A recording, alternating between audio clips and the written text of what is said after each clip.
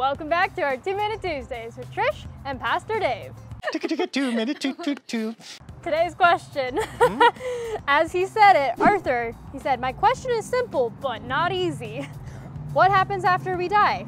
What does the Bible say?" In 2 minutes? Yeah, tell me about it. Arthur, what are you doing to me? Okay, start the clock, cause here we go.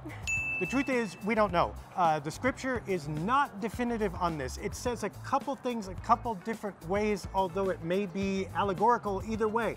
Of course, the most famous one is Jesus in one of the Gospels on the cross says to the thief, "Today you will be with me in paradise," which seems to indicate, whoop, we go up to heaven right away and hey, how you doing? Let's have lunch.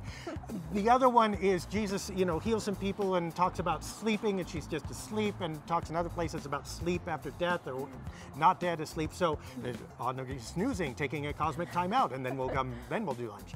All right. Neither one of those is real definitive. Both are polar opposites. We don't have that answer. Here's what we do know. It's not going to be bad. You're not going to be awake, conscious waiting like, oh no, the world's going on without me, blah, blah, blah. This is terrible. You're not going to be in pain and suffering, all right? Instead, I tend to think of it like Christmas. You know how Christmas Eve, like you go to sleep and time passes for your mom and dad wrapping presents and for everybody else, but you wake up instantly, it's Christmas morning. That's kind of probably what happens when we die.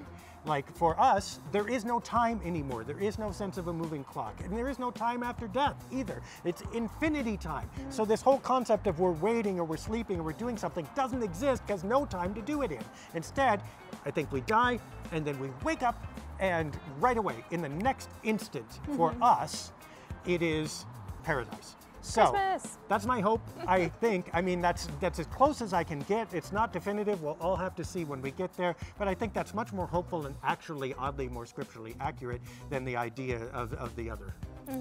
All right, well, if you have your own question, there's a forum at lightofthespirit.church, and you have your Twitter and email. Yes, Twitter is @DaveDeckard, DECKARD. Email, pastor, PASTOR, @sov-id.org. Awesome. Well, we'll see you next week for our next question.